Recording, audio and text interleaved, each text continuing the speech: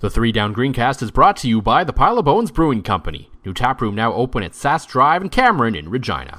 Well, welcome to the Three Down Greencast. Joel Gasson with John Fraser as usual. And it would be remiss if we didn't open this podcast a little differently than we normally would, because we are recording this on Wednesday evening on March 11th. And in the last hour or so, before we've decided to start recording, the world, at least in North America, on the sports scene has pretty much gone to hell in a handbasket. Yeah, shit got real in a hurry. Yeah, thanks to COVID-19, coronavirus, whatever you want to call it. So it would be weird if we did not discuss this, at least a little bit, as you may have noticed here on the Three Down Greencast.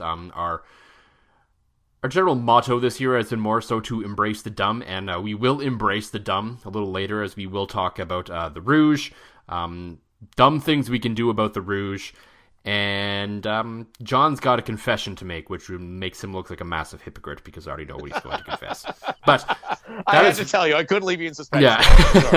I thought it was serious, but then it wasn't, but it actually was worse than I actually could have imagined. Yeah, you were like genuinely worried about me for a minute. I appreciate that. It's like one of my best friends, man. I appreciate your genuine concern. I'm like, I have a confession to make during this podcast, and you seemed worried, and then I had to tell you what it was, and now you just kind of hate me a little. No, you should feel shame. Great. That's what we call a tease in the business. But we are not going to make fun of the COVID-19 scenario because, no. Number one, it's not really something worth be making fun of. And number two, those that have seem to be facing consequences of that, as there was, of course, the American politician who wore the gas mask at that gathering of whack job conservatives. And now he appears to, at least he's been quarantined and could be sick. There's an NBA player who touched all the mics after, and now he's been sick, and he's been tested positive, and so it all started weirdly earlier this evening. I'm just browsing on Twitter, and all of a sudden my feed's been taken over by players in Oklahoma City and Utah have just, like, basically minutes before tip-off left the court, and so have the officials, and no one really seemed to know what the heck was going on. And then they announced that game was postponed, and later that this player had tested positive for COVID-19, and now the NBA has decided that it's going to put its season on hold and suspended operations until further notice. The NHL, on the other hand, released a statement this evening that they are basically going to sleep on it and make a decision tomorrow, which by the time you listen to this podcast, that decision may already be out. For sanity's sake, I hope they have decided to also put everything on hold, because yes, there are a lot of teams and a lot of players that share spaces in these buildings already that could be contaminated with this thing. So I think at this point it behooves both leagues to just, no, we need to calm this down for at least 2 weeks and make sure that everything's on the up and up before we start again. Of course, we're still a long ways off for the CFL and what that means to their regular season. You know, we hope by the time June comes around that this thing will basically be contained and over with, but I guess you can never really say for sure. Regardless, it's too early to make a call at this point. But there are some interesting things coming up on the CFL calendar that I think the league needs to be reconsidering their stances on right now. I know they sent out the release today about all these things. We're going to continue, like the Combine, the Global Combine, etc., where they oddly also announced that they have an official hand sanitizer, but anyway. Yeah, not really the time or place, but okay. Yeah, weird flex, but okay. And you have to start to wonder if it's honestly really worth it at this point. I know it's become a hot topic of conversation within the Three Down group chat. And in my opinion, I think at this point, there's really not as much to be gained by bringing this group together than there is risk. I mean, I just don't think it's really worth it at this point. I know there's a lot of draft geeks out there that love the Combine and it's fun and it'll suck to miss it, but there are greater things going on in the world right now than some things in sports, especially everything really in sports, but especially when we're talking about off-season activities that really can easily be replaced in other ways. If you really, really, really need testing, you can do some, isolated sort of regional stuff where everyone has available to the numbers and films and all that. But regardless at this point, you should be trusting your scouts, you should be trusting the film, and to set up phone calls and video chats with these guys, and let's just not risk it. I believe that overall, if you brought in everyone across Canada and the global players at the Combine, it's probably a low risk of something happening, but at this point, is it's really not worth it. Well, I think you need more videos. Like, remember back in the day, you and I are casual NBA followers. Mm-hmm. There was I believe he went like third or fourth overall. Yi Zhanglang, I believe was the name. And he had all his workout videos not against live people, but against a chair. And that's what he submitted to NBA teams, was him like making moves on a chair. And I feel like that would need to happen here for, any players auditioning to be in the CFL. Doing like one-on-one drills against furniture. But you're right. On a serious note, I don't think the league has anything to benefit. And I don't know if this is going to be the league's call right away. I think the U.S. made and this is strange of me to say of the current U.S. administration, but I think they did make a wise decision, albeit probably about a month too late, to ban flights coming in from Europe. And I can't imagine that Canada wouldn't follow suit in that. So, if you're bringing over these German players, the French players, whomever, I don't think you're going to have an option in your hands going to be forced by the Canadian government, which might be a good thing. Now, and again, talking about, the Canadian combines and things like that, we haven't heard of a ton of cases in any one region of Canada. So far, it seems like things haven't quite escalated in our country yet, but why add fuel to the fire? No, the risk is low, and individually, I believe all these guys would probably be fine, and it's not even the combine itself that I think it would be, festering this and would make this become a thing. It's more so, okay, all of a sudden you got to pack a number of these guys into airplanes, into airports, from Western Canada and Atlantic Canada and Quebec into Toronto, into Pearson, where there's people from all over the world, and all kinds of airports where there's people from everywhere, and who knows where they've been, and who knows who's been washing their hands, and et cetera, et cetera. And is it really worth even just the low risk? I don't know. No, but you're right. But I mean, it's even a thing that this is a virus that, unlike the cold, unlike the flu, that seems to die quickly on surfaces that aren't the human body. This thing stays alive for a long time. So why would you bring a group of people together? I know it's actually interesting being here in Saskatoon right now that the Junos are this week. Mm-hmm. And there's nobody even flinching. There's no talk about the Junos being postponed or canceled. And I would say I'm pleasantly surprised by the number of people I've talked about that are questioning that. Mm-hmm. It's a huge event here for Saskatoon. It's a huge event for the city. It's something that Tourism Saskatoon, I've got friends at Tourism Saskatoon that have worked their asses off to bring back to this city. And I think it's just maybe a showing of some Canadian sanity that the general public's going, hey, this might not be such a good idea. And I hope the CFL follows suit. Let's face it. You know what you know about a majority of these players by this point. Mm-hmm. As you mentioned, you can Skype like we do for this podcast. You can do video interviews. Maybe a guy bench presses 3 more times than you thought, and maybe he moves up one pick. But I've always questioned combines in the first place, especially I guess less so in football. But when you've got punters ripping off more bench presses than offensive linemen in the NFL combine. They've always been a little irrelevant to me. I know draft nerds like Haji will probably crucify me for saying this, but I know he will. It's one of those things that of all the things to postpone or cancel, a combine seems like one of those that would be a no-brainer, and it should happen from a CFL perspective. Yeah, and there's even people down south suggesting the NFL should maybe consider postponing free agency by a month, and there's talk about what's going to happen with the draft because it's supposed to be this big public event in Las Vegas that might not be going forward now. So, I guess luckily in CFL's the CFL having their draft in a studio at TSN might actually work to their benefit this time. That's true, actually, because the NFL draft might become a studio in New York by this point, and all of us Canadians watching be like, oh, we're used to this. Where's Rod Smith? Yeah. So, I mean, and I think generally speaking, this whole conversation, there's been a lot of people who kind of think this is a nothing event that we should just not worry about, and there's the other extreme where there's a lot of people who are overreacting and buying 5,000 pounds of toilet paper. And I think the appropriate reaction is somewhere in the middle, where I think we can all take this seriously without overreacting at the same time. And that's basically where we all need to land on this right now. And the message is simple from the government, and continuing to be, is this, wash your hands and be diligent. That's basically all you can do at this point. And as long as we continue doing that, most people should be okay.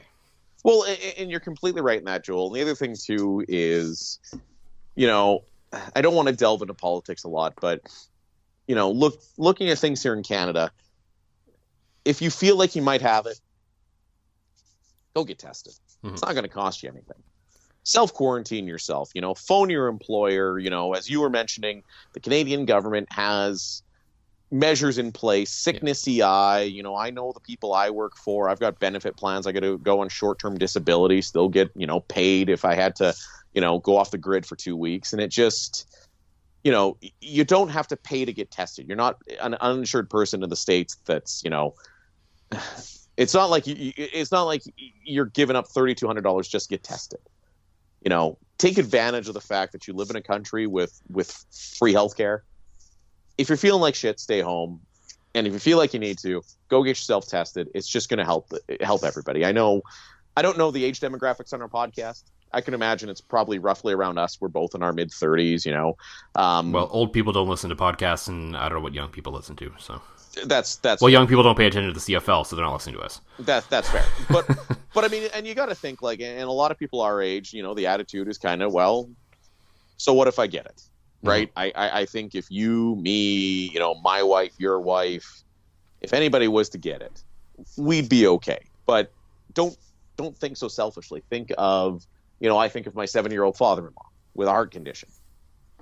If I got it, I'm fine. If he gets it, maybe not so much. Right. So get yourself tested, stay home.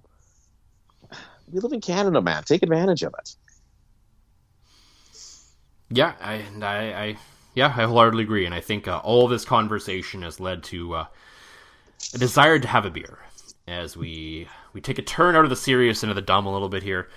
Yes, as we're going to try to provide some entertainment for you during this ridiculous time.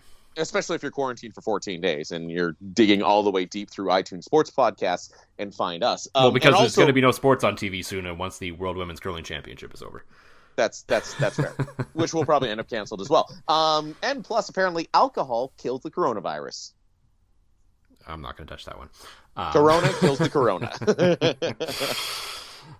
So yeah, as we're going to get into the bulk of this podcast now, as of course, the Rouge has been a huge topic, and we're going to get into that as it is, of course, La Semaine de Rouge on a 3-Down Nation, of course, Rouge Week. But before we get to all that, as usual, John, because we all need a beer right now, what's in the glass? Oh, I got the best care package a guy can get, Joel. I sent you a photo of it. My mom and dad are up from Ontario. I'm from, as I mentioned several times in the podcast, if you're new, I'm from a small town in northwestern Ontario called Atikokan. So Atikokan in northern Ontario have kind of taken off in terms of craft beer. A couple great ones. There is Sleeping Giant Brewing Company out of Thunder Bay, and the Lake of the Woods Brewing Company out of Kenora, Ontario. If you stumble across either of the products out west, wherever you may be, I know they've come into Winnipeg a bit. Pick it up. It's mostly all gold. But tonight, during this podcast, I am having a Lake of the Woods nautical disaster. And this is hitting many things for me. A, it is the name of one of my favorite Tragically Hip songs.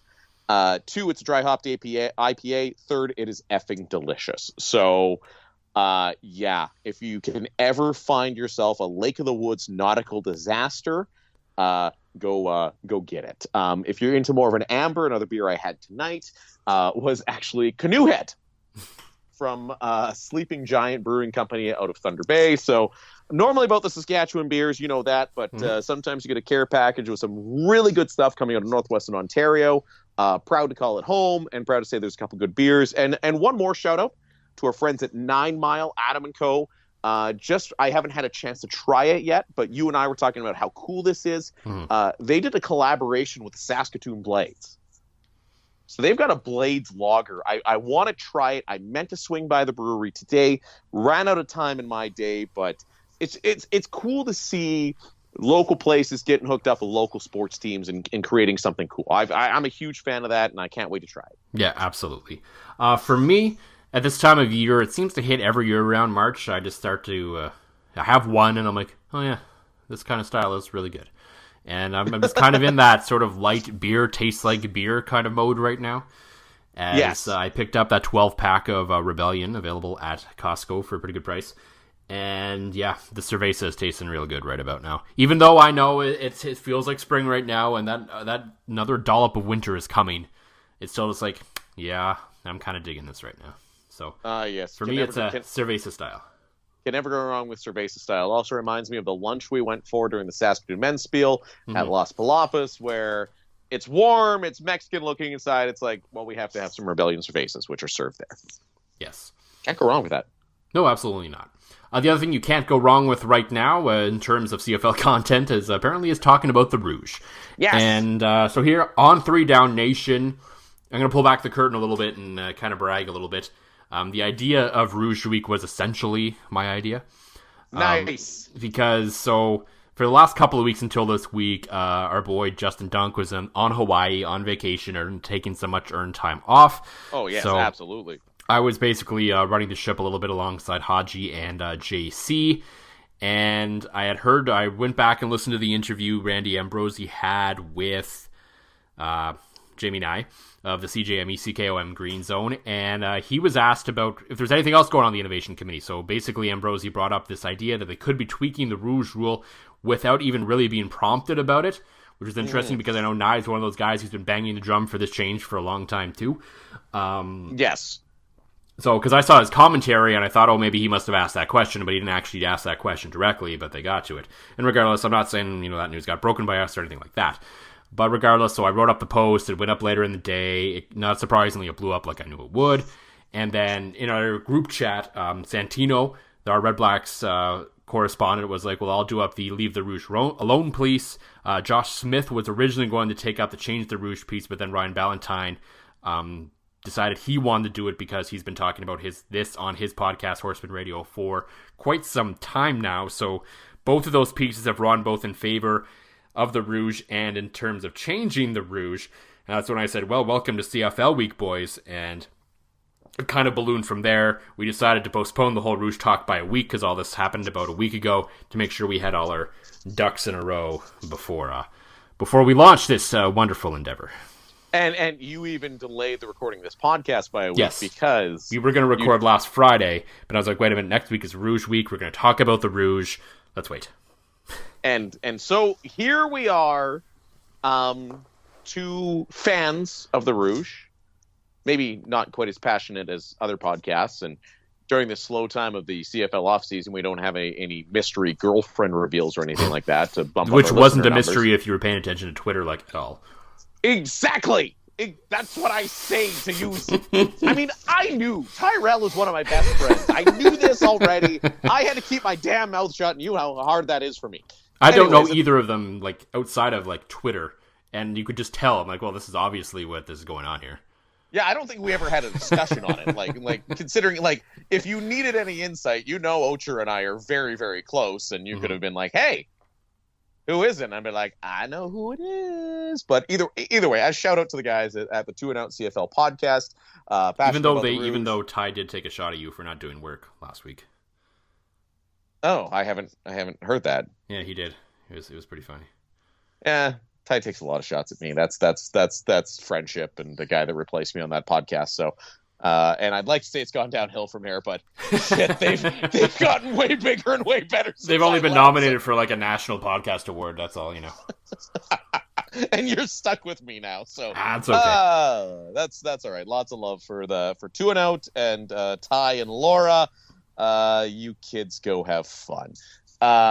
Anyways, yes, very passionate about the Rouge around these parts, but we understand what they're actually trying to change and not making them think that the whole thing's been abolished some absolutely. people have been suggesting.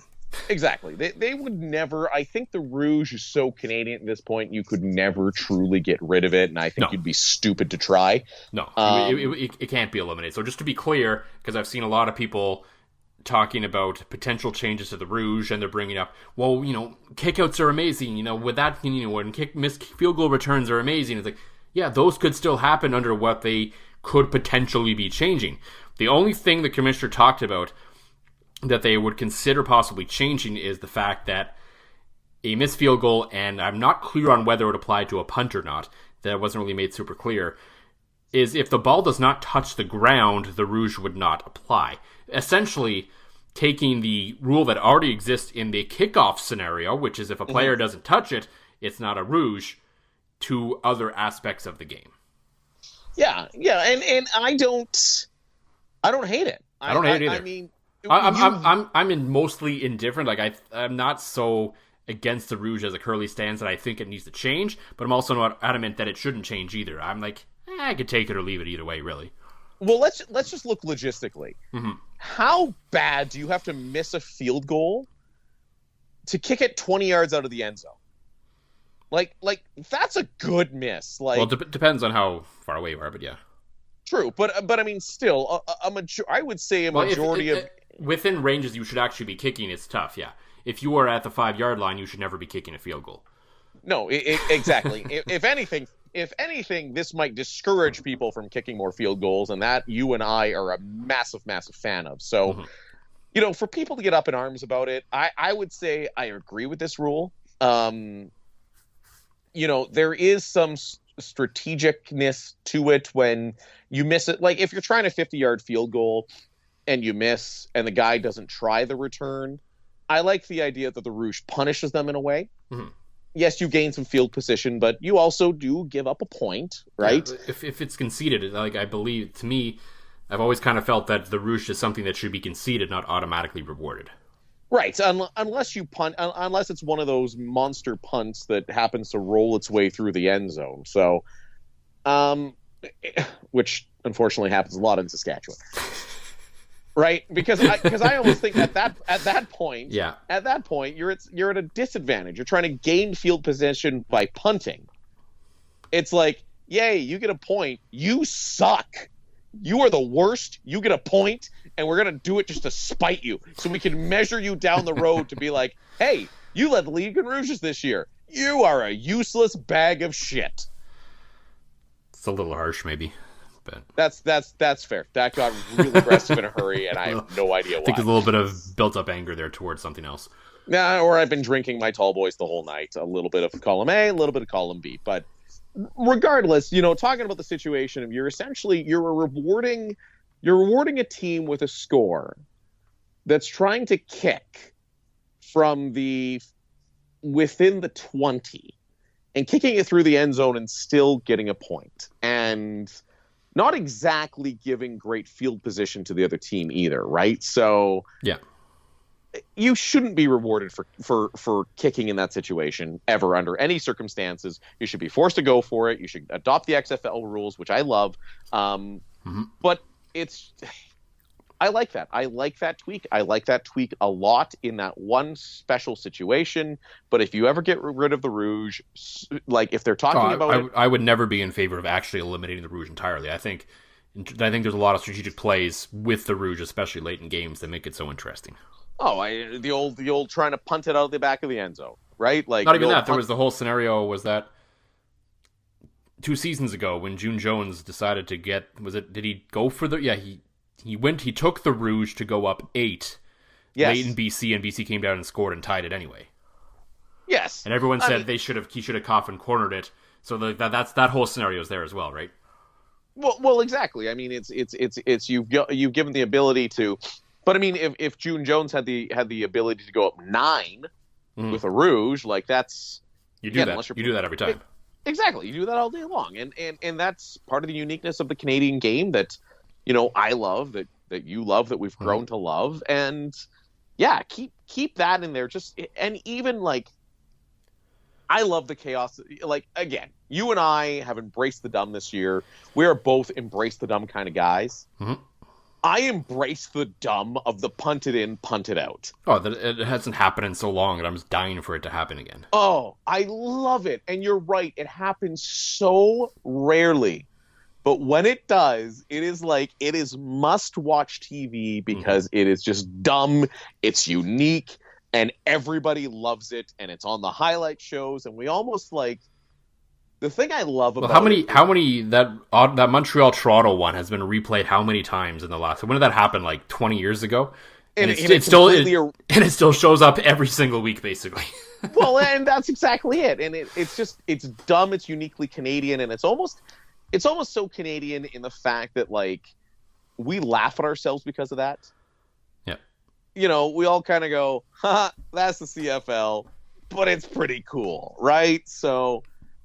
I like that aspect of it, and I always will. And I will fly to the league office, paint myself, red if I need to. If they ever seriously talk about getting rid of the Rouge. All right, so we know they're not getting rid of the Rouge. There is the actual sort of scenario that they're looking at potentially tweaking it. But we hear the 3 Down Greencast aren't about practical solutions. Nope, hell no. As you learned in our playoff format special, we're going to do this again with the Rouge, and I don't know, John, if you've been thinking about it a whole lot. I do have a piece that is a part of Rouge Week where I have decided to make Dumb and Dumber sort of a theme that I'm going to roll with all this year whenever I have something dumb to write about. That's probably what I'm going to tag it as.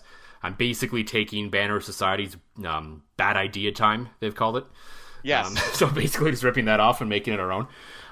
But it's fun. I enjoy doing it. So I've decided to do that for the Rouge, and I'm not going to give away the whole thing, but here are some ideas off the top that I have for what they could do with the Rouge instead. And to be clear, these are scenarios that are never going to happen. The league is not and should not and will ever listen to these ideas.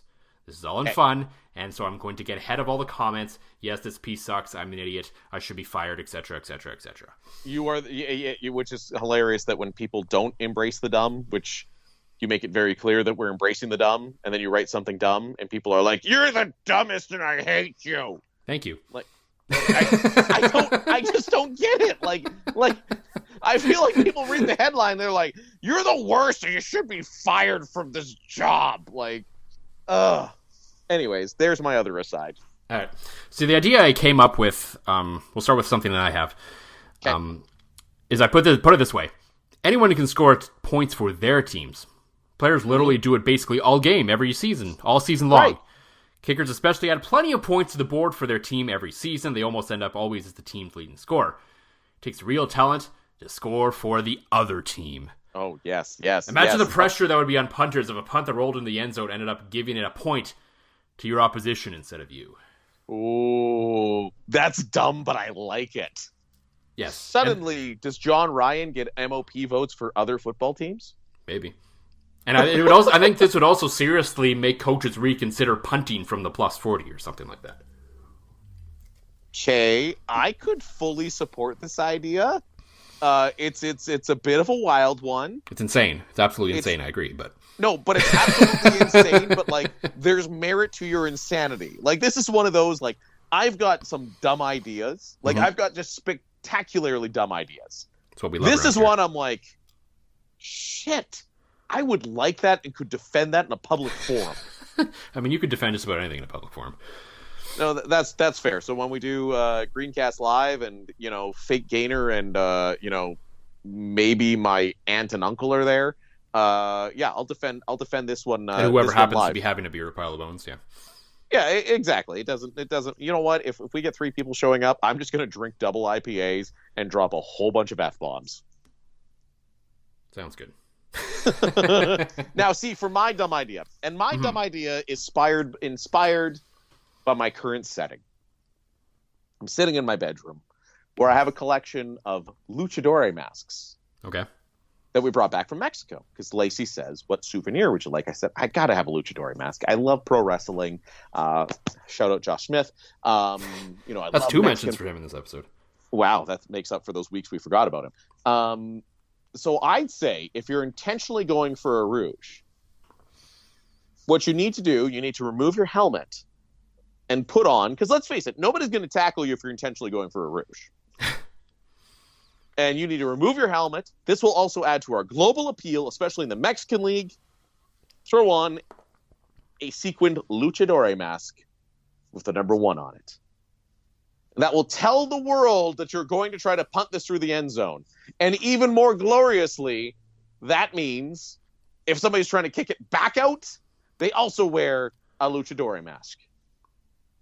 I literally just came up with that idea on the spot. I had better ideas for you, Joel, but it sounded like a good one at the time.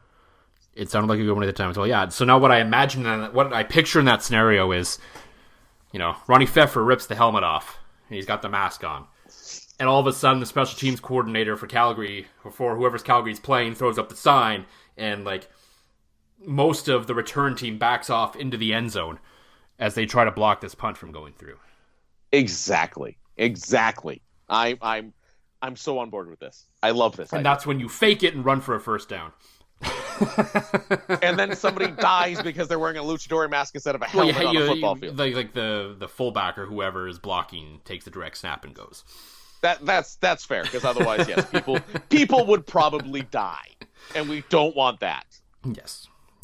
We're also, of course, always big fans of kick returns. One of the most fun, dumb plays in sports. An idea I had, if you really want to encourage returns, in basically any punt that ends up through the end zone, or in the end zone, depending on how you want to do, instead of getting a point, the offending team was penalized 10 yards and forced to re-kick. Ooh. A second punt ends up in the end zone. Well, let's start to get really crazy. Maybe it's a turnover on downs, the ball's spotted at the 45, another kick, but the punter has to use his other leg. I mean, the options are endless, really. You were really making John Ryan's career a living hell from this. If you became the commissioner, John Ryan retires tomorrow. I do like, you mentioned the other leg thing. Mm-hmm. I would love to see the 2-point Rouge. If you could somehow... I do have an idea for a 2-point Rouge, and we can get into that in a second. Here's my idea for the 2-point Rouge. Okay. If you could somehow force the ball through the end zone with any other part of your body instead of your dominant kicking leg... And your arm. You can't use your arm either. Well, you can't throw it. You could volleyball slap it. Okay, yeah, if you could bump it out. Boom. Exactly. Yeah, exactly. Everybody knows that sound. You could volley it out.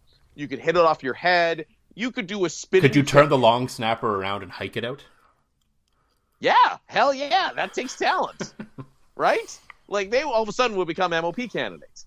2-point Rouge. If you can somehow, any other part of your body, just outside of your dominant kicking leg. So you could just try left leg, because I know, I've had a couple of beers and tried punting with my left leg once, and I, pretty sure nearly ended up with a concussion. But if you could figure out a way to do it, like back bicycle kick, you throw it up in the air with your left leg, 2-point Rouge. Maybe even 3 points if the judges deem it was very impressive. So you're going for style points at this point, essentially. You are also going for, yeah, that's right. So if you could do occasionally I've seen those soccer athletes that do the 3 flips and then chuck a ball inbounds and they chuck it really hard. It'd be something like that. If you could do that with a football, there'd be a select panel of judges, one fan from each team, and a retired official that would score the 3-point Rouge attempt out of 10. And if you got more than 27, it's 3 points. Look at you doing math. It's like it's my job or something. All right, so the final one idea that I also had, and this is because it feels like I've been awfully harsh on the punters, which I think most of them are used to it, and because most people generally don't like when the punter comes out. That's fair. All this, of course, also applies to missed field goals and blah, blah, blah, blah, blah. I think we could also really lean into the Rouge and really celebrate it more. What if there was, a reward system for kickers? So I put in the thing, congrats, John Ryan. You just kicked your fifth Rouge of the season. Your Rouges are now worth 2 points. Or, that's Ronnie Pfeffer's 3rd Rouge of the season, and earning him and everyone in Section 5 a free poutine at Wendy's. And then you could really get sponsors on board, and then so everyone wins, and the league is making money, and your team is getting points, and everyone's happy. I could just see it now. With Nissan not only being an unofficial sponsor of this podcast by paying me money to do a job, and an actual CFL sponsor. Exactly, I could see it now. That's another Rouge brought to you by the Nissan Rouge. Exactly. Hey, the Rogue sounds like Rouge, right? That's what I meant, the Rogue, yes. exactly. You don't have to rename it the Rouge now. That's just what it is. As a joke, we call it the Rougelle. Like, that's just kind of a running joke around the store. So, but I think, they give away a Titan truck, and the Titan's a beautiful truck, worth the most money. It's nice. It's beautiful. So the top Rouge guy get the truck at the end of the year is what you're saying? No. The opposite. Oh. The top Rouge guy gets a base level Micra. In fact, we're going to personally manufacture ones with still with the manual windows, like you could probably cow tip it if you needed to. You win a 1992 Nissan Altima. But I don't even want the old vehicles. I want a brand new Micra. You can buy a brand new Micra Manny Tranny, except they don't make them in Canada anymore. But last year you could buy a brand new Micra Manny Tranny for $8,000. Basic as you get. So you finish the season with the most Rouges, and they need to give the cars away in the same ceremony. And here's the most outstanding player of the league this year, and he wins a brand new Platinum Reserve Nissan Titan. Everybody's like, woo, nice truck, woo. And here's the guy with the most Rouges this year. He gets a base level Nissan Micra. And it'd be extra funny because of the Micra's small, so you'd have a big guy in a little car situation. So I think that needs to happen. Nissan, let's get to it. Great sponsorship idea here. You're welcome. Yeah, there's no flaws in that plan. Zero. One. And your Rouge would have to, and your Micra for winning the Rouge would have to be red. They don't make Micras in red. Of course, yes. And it would somehow. It should be whatever color they get off the lot, and then it's spray painted red really poorly. With overspray on the windows and the windshield and everything. Sorry, you can't get it plated. The windshield is covered in red spray paint. Great idea. Nissan corporate, call me. You know my number. Someone else who maybe deserves a Nissan Micra right now is you, Mr. John Fraser. Yes. Yes, I do. Explain to the world the shame you are currently feeling for something that occurred the other night. Well, anybody that follows us on Twitter knows, on top of being passionate football fans, we're also passionate curling fans. We love the old game. We love in my house, from the time the Scotties starts to the time the men's worlds is over, curling is on, well, unless Kevin Cooey's in the men's world, because I can't stand him. Curling's always on in my house. That week in between the events is always the worst, too. Oh, it's so weird, isn't it? And no offense to Carrie Anderson for winning. That's awesome. I love that team. But could you imagine winning the Scotties and you get to go to Prince George? Woo! It's not Bern, Switzerland, or Sweden or Finland. You get to go to Prince frickin' George. Anyways, congratulations, Carrie Anderson and team. But the one thing you and I hate, and you actually got a little spicy on social media with Devin Haru of the CBC. I sent one tweet back finally, yes. You did, but he was shadily, he was throwing shade the whole time against you and Jacques Cartier. Mm-hmm. We hate blanks. We hate design blanks. Oh, yes. With an absolute passion, because blanks are boring and okay, the blanks were Reed Carruthers in one of his games literally made 9 rocks go away in 2 shots. I can be yeah, okay. But the blanks that are literally just one team draws, one team hits, and the other team hits, and it goes on, those are the worst, and they should be punished and they should die by fire. So Tuesday night, I play third on my open league team. We have an open hit for 1. And I look at my skip and I go, hey, Luke, throw Peel so we can blank this. Part of me died inside while I did that. I put down the broom, and Luke made it perfectly. Just nice little release out of his hand. As I watched those rocks collide and peel each other out of the house, and I hung that number 1 on the place of the scoreboard for blank ends, I felt great shame. I didn't want to tell you. I was going to confess this live to you, but again, you were worried about my confession. So, all I really said was, oh, you probably could have said you'll see, and I've been like, okay. No, I didn't want you to worry. I wanted you to know that it was something that I had done that was maybe the shittiest thing I've done in my life. So, Joel, I hate to say it. As a man that despises blanks, blank the net on Tuesday. I hope we can still be friends. They say never meet your idols. Once again, John is another in a long line of people that are do as I say, not as I do.